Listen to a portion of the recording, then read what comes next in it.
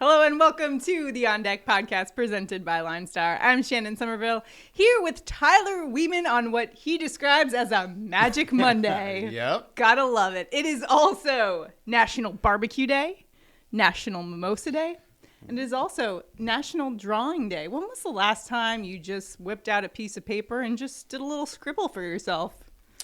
Well, now that I'm not in school anymore, it's been a while. Well, I'll tell you when mine was 5 minutes ago because of National Drawing Day. No. I made us a drawing. What is this? You're quite the artist. So, if Quite you're the listening to artist. us on the podcast, Is this I'll a just Shannon describe it original? This is an original masterpiece. It depicts both of us. Look at you in your plaid. I got your plaid. I know, you nailed the it. plaid shirt. I didn't know you have red hair, though. I'm limited with what I have in the office Right.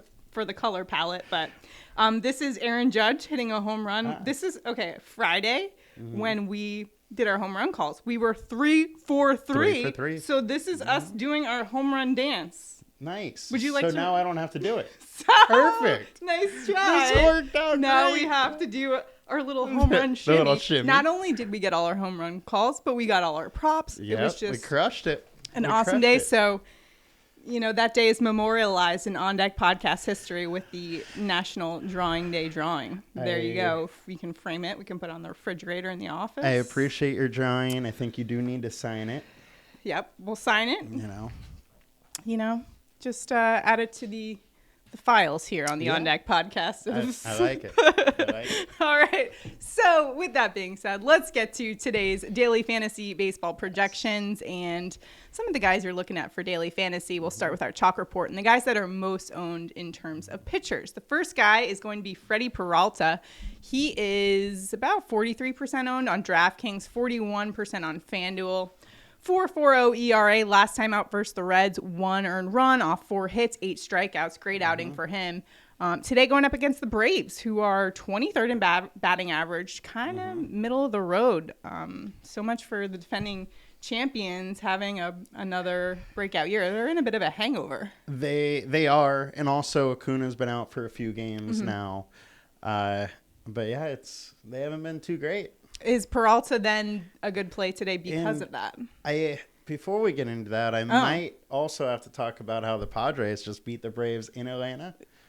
Took a couple games. Ryan's not too happy about that. Well, go for it. I mean, yeah, Ryan is a Braves fan. He's a Our Braves other fan. analyst It here. was a great series, though.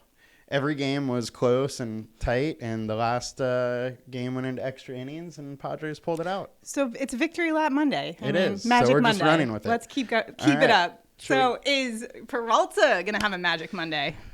Peralta is definitely the best pitcher on the slate. The pitching on this slate is kind of rough. There's nothing really that jumps out, but except for probably Peralta.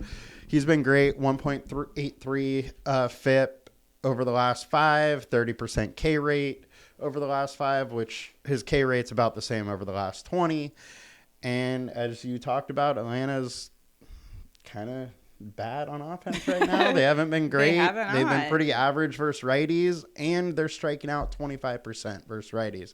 So Peralta looks like a fine play. Yeah, Peralta, our highest projected player on our LineStar app, and I guess justified. Yep. Let's take a look now at Yankees righty Luis Severino going up against the Orioles today. He's about 40% owned on DraftKings, 30% on FanDuel. He's got a 4.08 ERA. Last time out versus Toronto, 3 earned runs, 5 hits. One of those was a home run. 2 walks, season high, 8 strikeouts, though. So has some upside in the strikeouts, seems like. Going up against the Orioles, who probably a good matchup for him. It is the Orioles. Severino hasn't quite been himself yet. He has a 3.8 FIP over his last 5 starts and a 23% K rate, whereas over his last 20, he's at 3.2 and 27%. So his K rate's not quite there. His FIP's still a little bit higher. The other thing is Baltimore's against righties is actually kind of average. They're not the horrible team that we thought they were. Okay. 22.6% K rate. So they still do strike out a lot, but not as much against or lefties. They're 25 or 26%. So if Severino was a lefty, it would be a better matchup. Yeah. But he's not. It's still a fine play and decent matchup. All right. So Yeah. that's a good matchup, but is he worth, are people paying for him? Is this the type of situation? Is he expensive even? He's not that expensive, and that's why the ownership is really there. Makes sense. And on this slate, like, they're outside of Peralta, there's nobody that has huge K upside. And that's the other reason why people are going there, is he's probably kind of second highest for K upside. Well, you mentioned that not a lot of super enticing pitching matchups, which leads us to our next pitcher, Cubs lefty Wade Miley, going up against the Pirates today. Now, he's 31% owned on DraftKings, 4% on FanDuel. And he was sidelined the first month of the season with an elbow injury. And then in his last outing, 3 innings, gave up 3 earned runs on 5 hits, 5 walks, just 1 strikeout. So I guess, are people just kind of going this route because maybe it can't get worse and you're going up against the Pirates, who somehow managed to beat the Reds despite not getting a hit? It's all price tag. I actually wasn't going to talk about him at all, but on DraftKings, he's 4,400, which is almost the minimum for a pitcher. But he only threw 64 pitches in his first start. You'd expect that to go up a little bit, maybe he gets to 80 or so this start, but it is against the Pirates, who against lefties, their league average, they strike out 21%. It's okay. Personally, for me, if I'm playing on DraftKings and he's 30% owned, I might go somewhere else. All right. Yeah. Speaking of somewhere else to go, yes. Here's some low-owned pitchers for you to take a look at. The first one is Noah Syndergaard. The Angels righty is going up against the Rangers today. 25% owned on DraftKings, just 2% on FanDuel. Surprised a little bit that he wasn't as high. 2.45 ERA. Last time out, 1 earned run in 5 1/3.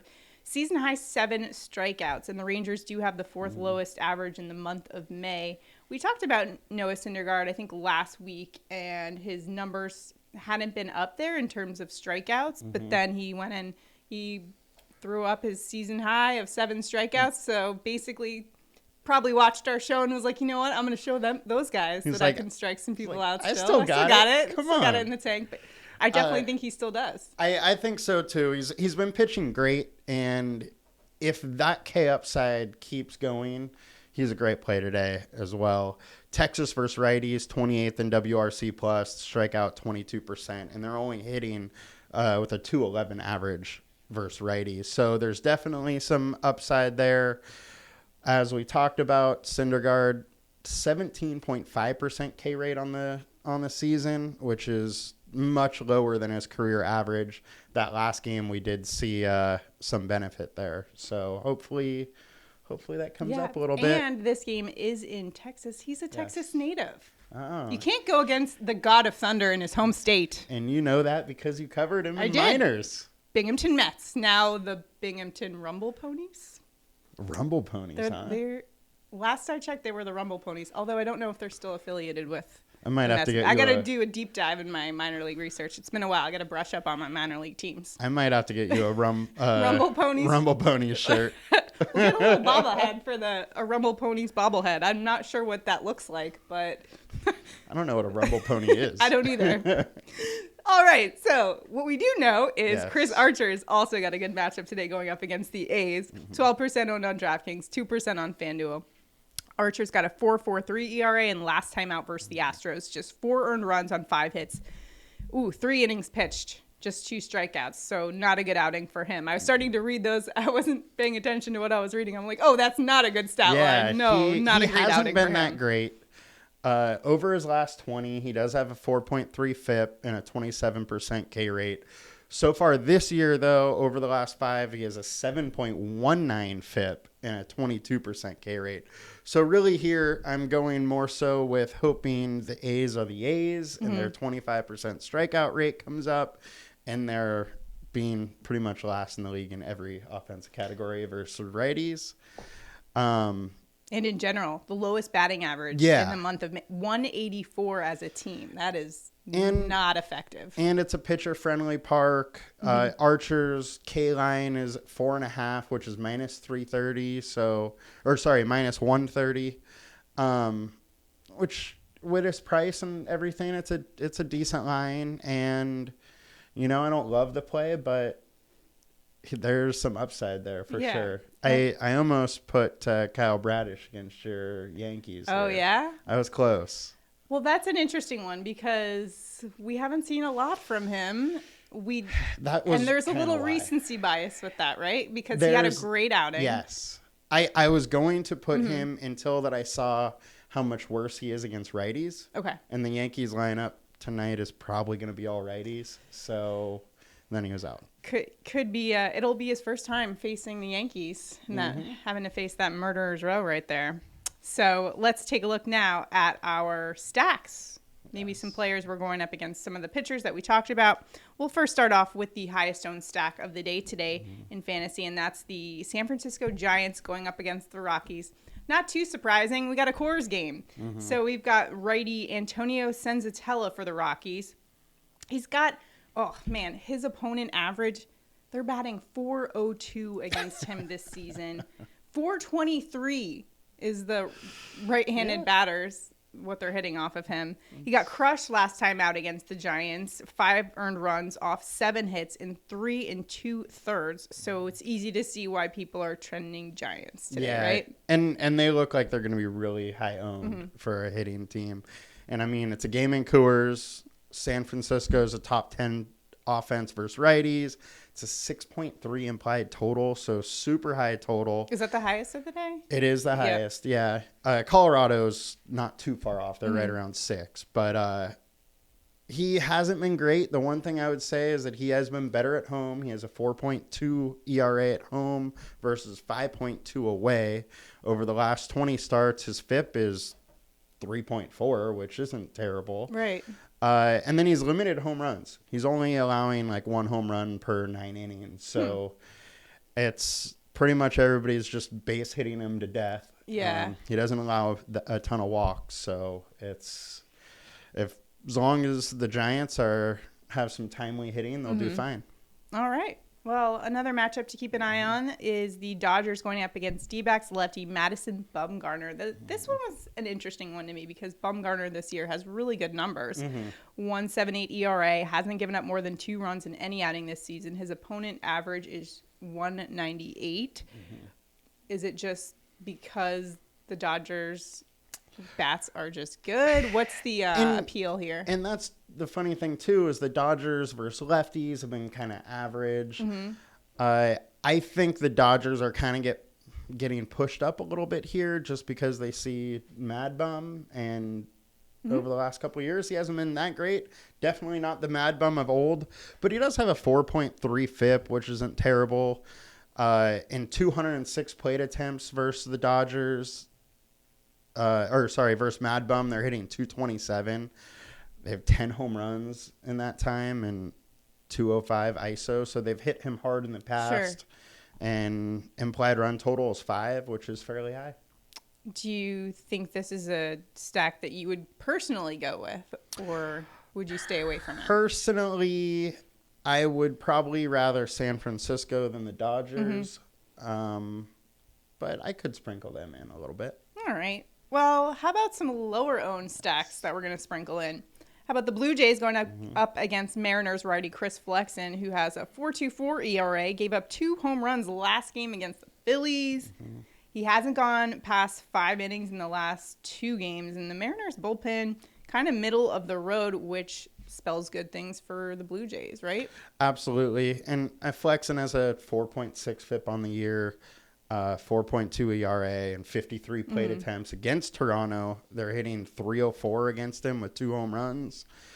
Almost a 200 ISO against him. 4.6 implied run total, which is, not too far off the Dodgers, but you're getting way less ownership. And versus righties, Flexen on his career is giving up a 309 average and a 495 slugging. And Toronto has a lot of righties. That they do. Some very powerful righties. Yes. All right, let's take a look now at the Yankees. We'll keep it in the AL East, shall we? Going up against the Orioles, righty, or Kyle Bradish. So this is a rookie. We haven't seen a whole lot of him, but he did have a great outing last time out. We kind of touched on him a little bit.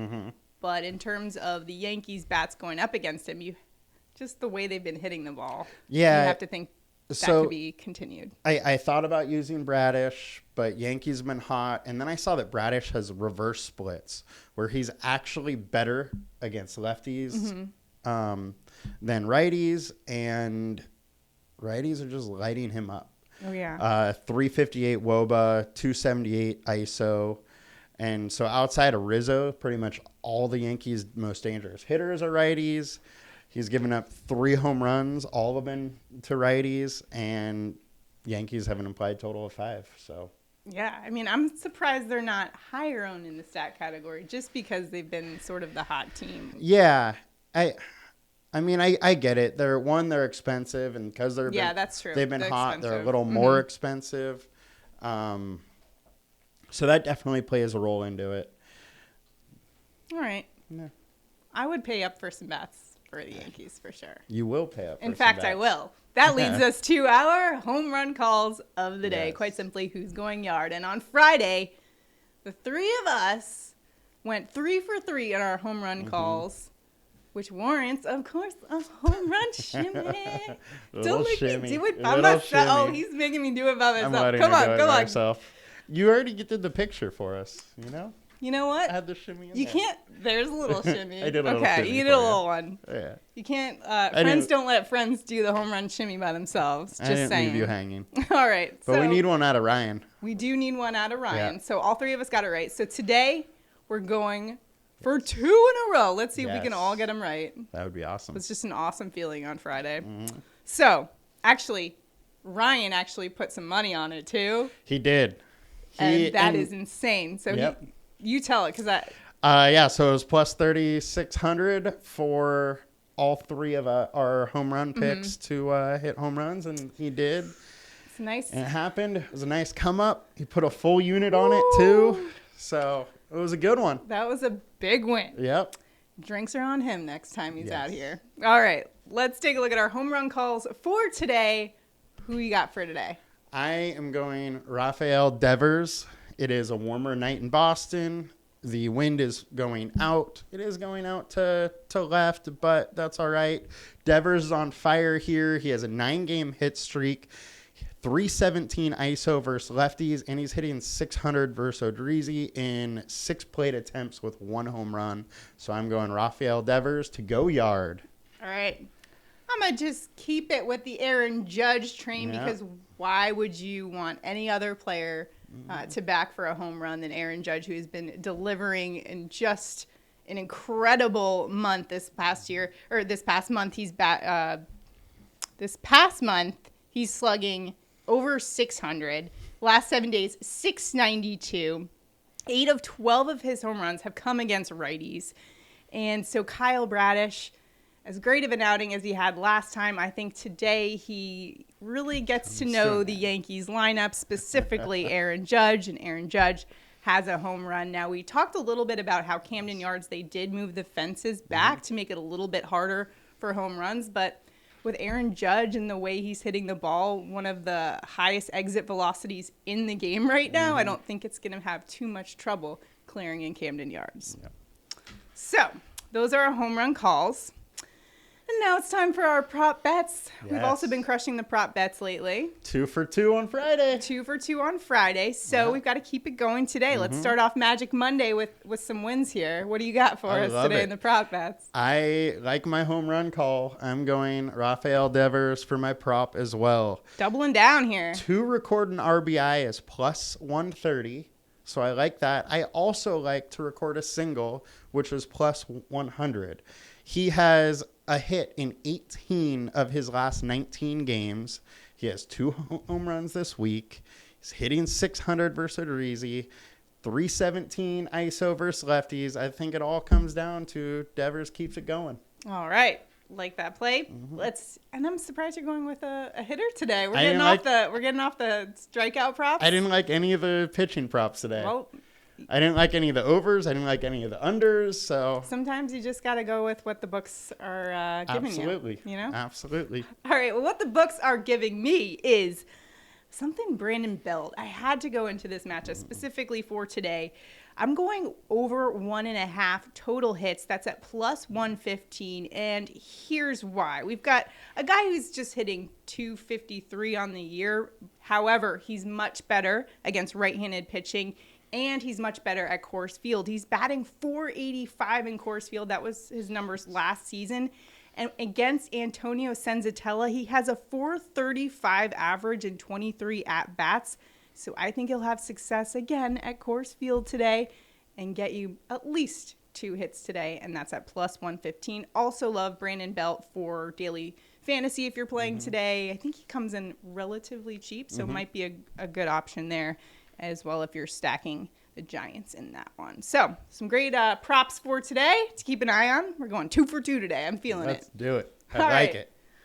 And lastly, we've got a few weather conditions to check out for. I was looking at some of the Cardinals players for props today, but because of a likely rainout situation, I'm tending to stay away from them. It's like a 81% chance of rain. Wind is blowing out to center at 11 miles per hour, but just looking like that might be a rainout. Some possible delay conditions. Yankees at Orioles. That's a 58% chance of rain. Possible delay, Astros at Red Sox, just a 28% chance of rain there. So just keep an eye on those conditions as well. Some favorable conditions at Wrigley Field. Wind is blowing out at 11 miles an hour to right. We always love to see wind blowing out at Wrigley. I know you were tempted a little 70 bit degrees too. to go with someone for your home run pick at Wrigley because of that. Yep. The wind is also blowing kind of left to right at Coors Field, 11 miles an hour, but the Coors effect, I think, remains relatively intact. So that's it for us today. If you liked my drawing, comment below. What do you think? Modern day Picasso? I think it's beautiful. You know? All right. I'm not going to give you a hard no this time. No hard no No this hard time? no. We're All going right. with We're it. framing it, putting it on his desk. Yep. So if you want to optimize your lineup, go to the LineStarApp.com or download the LineStar app. We've got some updates that are awesome. Basically, LineStar, which was already awesome to begin with, got an upgrade, got a makeover, feeling fresh new look. So you got to go check it out, LineStarApp.com. That's going to do it for us today. We'll see you guys tomorrow. Thanks, guys. Have a good one.